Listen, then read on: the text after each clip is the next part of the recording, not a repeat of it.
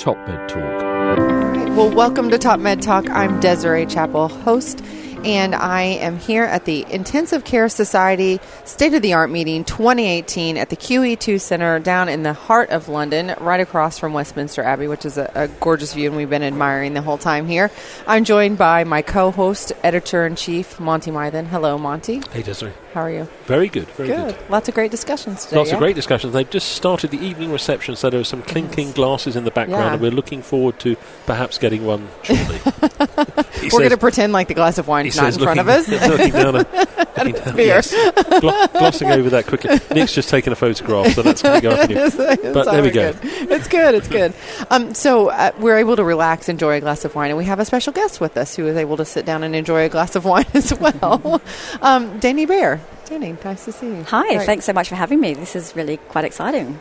Yeah, thank you for sitting down. Can you tell us a little bit about yourself? Yeah, sure. So my name's Danielle Bear. I'm an ICU dietitian at Guy's and St Thomas's in London. I've been working there for 10 years next month on the ICU. Wow. I know, I can't believe it. And I'm currently undertaking a PhD that's funded by the National Institute for Health Research, and my research interest is looking at nutrition interventions to reduce muscle wasting and improve long-term outcomes in ICU patients. Wonderful. Hey, weren't we at Guy's and Thomas this summer talking? That's where you were talking to Jagdeep. Yeah, about the POPs program. Yes. Yeah, this is wonderful. I have been there. Great. Yeah, that is a fantastic program. Are you working with them at all? Or I don't specifically. Mm-hmm. I have done when I've worked in other clinical areas at St Thomas's, and there is lots of work being done between critical care and the POPs program at the moment, which I'm aware of. Yeah. But me specifically, I'm not working with her right now, but it's a great program, as you say. Yeah, I would imagine there would be some great collaboration Absolutely. there. Yeah, absolutely. Very good. Well, you chaired a session yesterday, and Monty, you said you were able to go to that. Yeah, I was in there, and we reflected on a highlight of that. I'll tell you some of my takeaways, Danny, to see if I got this right. One is in the first talk we heard about where we are with regards to the targeting of feed, etc. I was reflecting on the fact that indirect calorimetry has been talked about for a long time. I remember trying to do some a long time ago. It's in the guidelines, but we don't seem to be doing it. Do you do it regularly? No. So indirect calorimetry is... how do I phrase this in a really nice way? It's almost like the bane of my life. It's the one thing that I would love to be able to do. And we are, I don't know if we're fortunate anymore, but I've had a lot of experience with indirect calorimetry because we have one of the very few working Delta Track 2s left in the country. That's what I would have used. Yes. Okay. So I was going to ask, I don't understand you should what that is. explain what the job is, what we're trying to achieve. Yeah. Do you want me to explain why we would do indirect calorimetry? No, how it works first and then why we would do it. Oh, right. Yeah. Okay. So indirect calorimetry, you can call it a metabolic cart also. So it allows you to measure resting energy expenditure.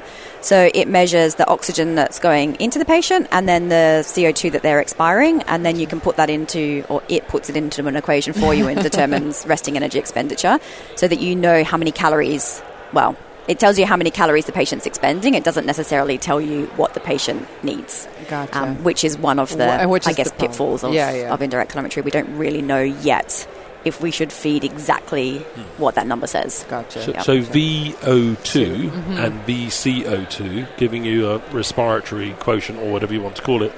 And as I remember, one of the challenges was, apart from the leaks and the precision and all those things, was many of our critically ill patients are on a high level of oxygen, which means it's hard to detect the VO2 signal in particular.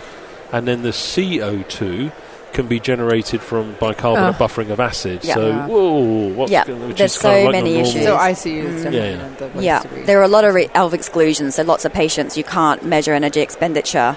And in our unit, it's certainly less than a third of patients would be eligible for an indirect calorimetry measurement in the first place, which makes you kind of wonder, is it really useful or is it not useful? Because of all those hard-to-measure issues like too sick, acid-based challenges, high FiO2. Yeah, we've got patients on ECMO, patients on renal replacement therapy. Although the new indirect calorimeter that's just been developed by Cosmed, if I'm allowed to say a name, because they have just developed one specifically made for patients who are mechanically ventilated. And rather than having an FiO2 cutoff of 60%, which the older models do, this one has increased it to 70%, which gives you a few more patients that you might be able to measure in. We should have a closer look at that. So yes, I took away they the are fact here actually. That is the objective, but for most of us, we're still down to a mils per kilo type of equation. Yeah. Is that the truth of it? So we do a kilocal per kilo measurement, so somewhere between 20 and 30 calories per kilo. I don't advocate for that equation in ICU patients because energy expenditure isn't static, and I think what tends to happen is people will put someone on 25 calories per kilo and they'll stay on that for their entire ICU admission, not taking into account that energy expenditure might increase with an increased temperature or decrease if you're cooling the patient or if the patient's undergoing exercise. So how do you judge that? You judge that by the history examination and the other clues available? Yeah, absolutely. So there is another equation called the Penn state equation, which is one of the most accurate when compared to measured energy expenditure. It still overfeeds and underfeeds quite significantly, but it includes clinical variables. So it uses the maximum temperature in the last 24 hours and minute ventilation. So although it's not super accurate, it forces the person who's using it to go back and recalculate it and reevaluate the patient and then think about other clinical variables. So you do still need to use clinical judgment, but I think it's much better than 25 calories per kilo because people will just forget about that. So apart from that old choosing the dose equation, we've been involved in some big trials, and no matter how you choose the dose, it seems most of the dose doesn't get delivered anyway. Yes. Irrespective of the route. That's a longer story. Oh, But to come back to your specialist area of interest, which is the wasting muscle, we all see the muscles wasting. It would appear no matter what we do. And part of the takeaway yesterday seemed to be that if we're actively inflamed, we have ongoing inflammation, is the muscle is being eaten at a rate and not being replaced. So therefore there's muscle wasting. loss. And your research is, can we put the brakes on that somehow? There were discussions yesterday about protein, and my takeaway was early protein feeding per se doesn't seem to stop that. When things are coming good, you need to give more and then start to heap it in. But when do you know when that point is? Is that, roughly speaking, the challenge? Yes, that is a really big challenge. Okay. And what about, to use it, I'm assuming you have to start stretching the muscles and using them and exercising them. And is that part of what you're at as well? Yeah, so you're not going to be able to build muscle just by giving additional amino acids or additional protein. You are going to need to have some sort of resistance exercise with that. But what we're really, and certainly my research group is interested, is how we can prevent the wasting. Okay. So that may mean that exercise isn't as important in that period because we're not trying to build muscle, we're just trying to stop them from wasting away. But certainly timing and inflammation is going to be a really big factor. But I think the other point is we talk about high protein not being able to prevent all of the muscle wasting early on. But what we still don't even really know is, does it actually attenuate some of it? So if we didn't give any protein, or if we gave even less than what we give now, would actually patients lose more muscle than they do now? We don't really know the answer to that either.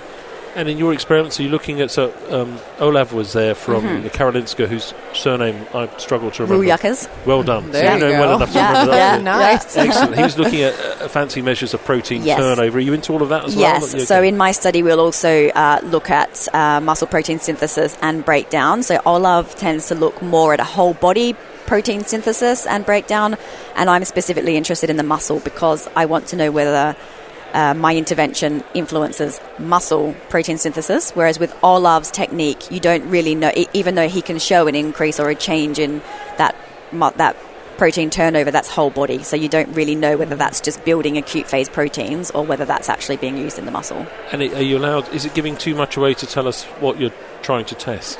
Nope. So I'm looking at the effect of a supplement called HMB, or beta-hydroxy-beta-methylbutyrate, which is a metabolite of leucine. So HMB has been shown in animal and cell culture models and also in healthy populations to not just reduce muscle protein breakdown, but also to increase muscle protein synthesis. So because in the early phases of ICU, we know that patients are breaking down significant amounts of muscle, that was the pathway that I wanted to try and target. So patients will receive that twice a day, so 1.5 grams twice a day in a powder form down the nasogastric tube, and they'll continue that for 28 days or hospital discharge. So once the nasogastric tube comes out, they will drink that. And then we're looking at change in rectus femoris cross-sectional area with muscle ultrasound, and then also some of the protein turnover work.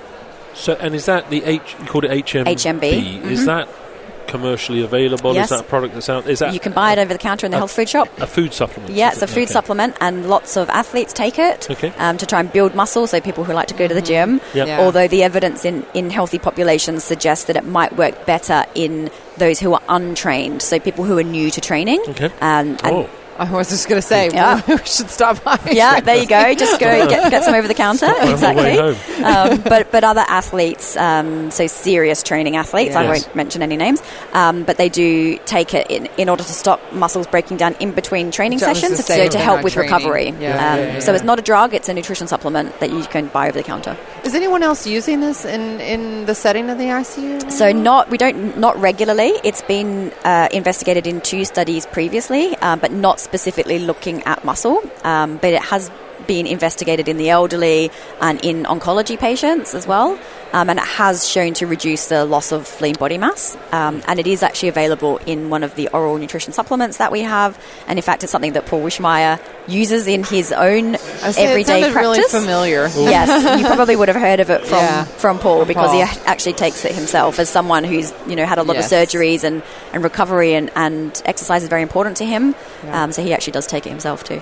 And where do you stand on whey proteins? Well, I think whey protein is definitely better than other proteins that we have available. So soy, for example.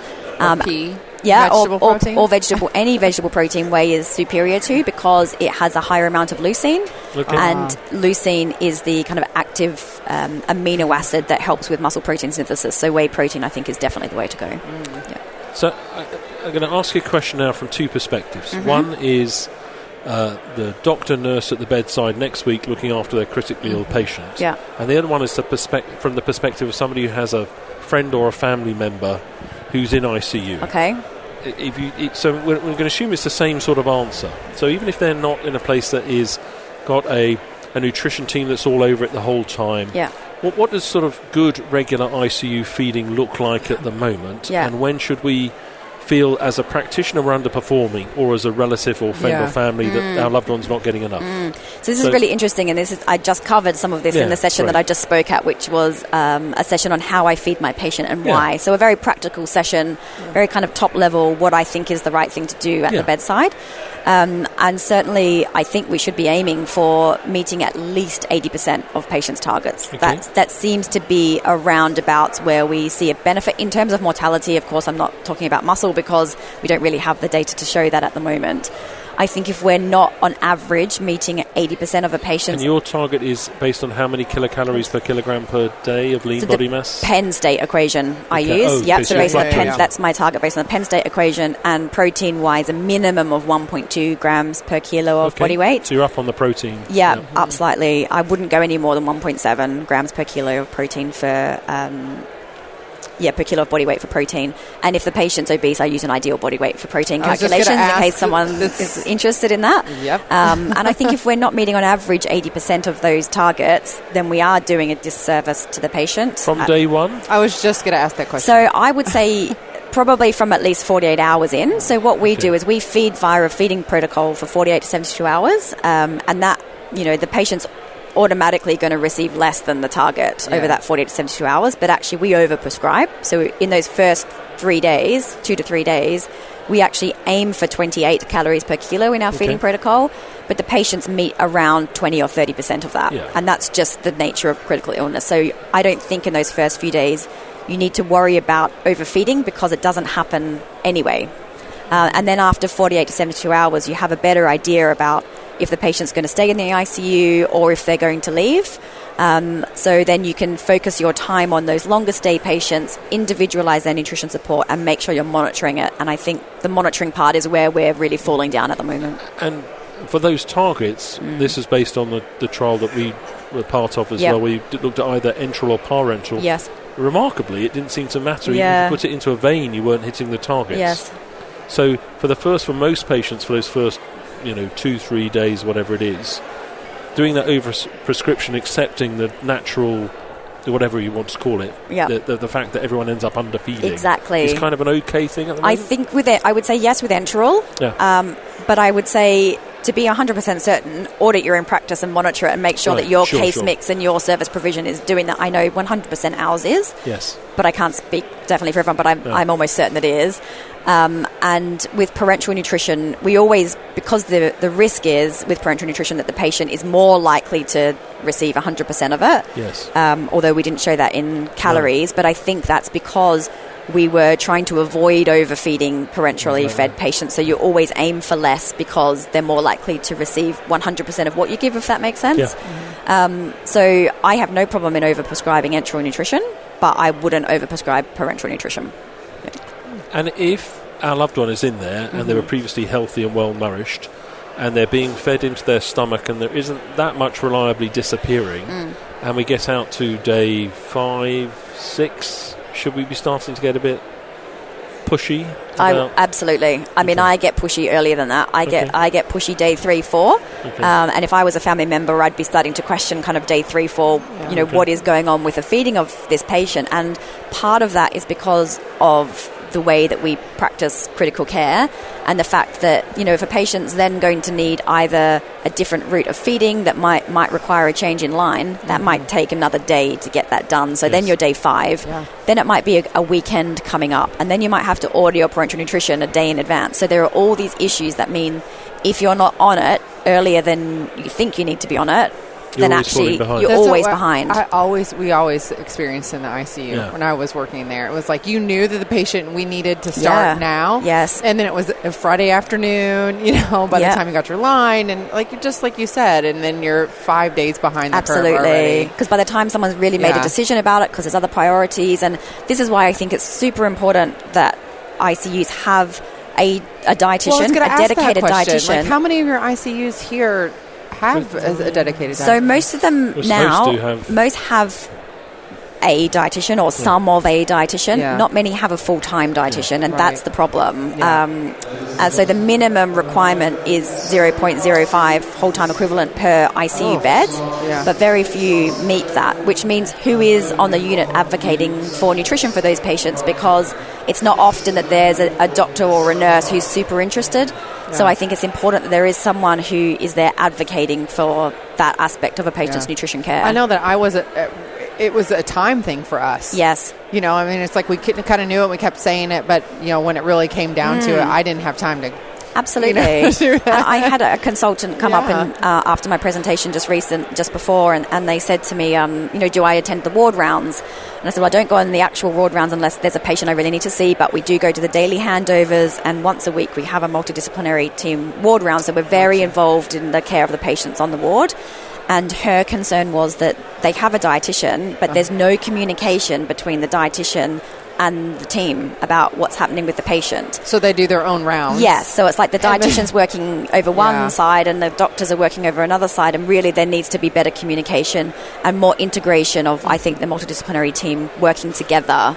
And that's what's going to be helpful for the patient, I think. Yeah, sure. Can I check off a few big ticket items, because we must let you get back to the party. Yeah. A few big ticket items. But I'm loving this chat. That's good. So, welcome anytime. Start feeding into the simple tube into the stomach. Feeding into the stomach. Absolutely. Okay. Ramp up reasonably quickly according to your ramp up protocol. Yep. What gastric residual volumes upset you? So our threshold is 300 mils every 4 hours. Okay. I would love that to be 500 mils, but it took quite a lot of effort to get to 300. So, do you feed subpylorically? We do. If that doesn't work, or you do that? Mm-hmm. We feed postpylorically if the patient has 3 gastric residual volumes of more than 300 mils. Then we would move. Do you use prokinetics? We do. Yeah, metoclopramide first line, erythromycin second line. And if the early enteral isn't working, do you believe the results of the calories trial, and would you go to parenteral and not feel bad about it? Yes, we use early parenteral nutrition on our unit. We even have, shock horror, an out-of-hours parenteral nutrition protocol. Are you happy with the sort of bag off the shelf to start with if it's relatively straightforward? Definitely to start with. I would say, for 48 to 72 hours, use an off-the-shelf bag and then individualise if you know the patient's going to be on parenteral nutrition for longer. Do you believe any of the secret sources work?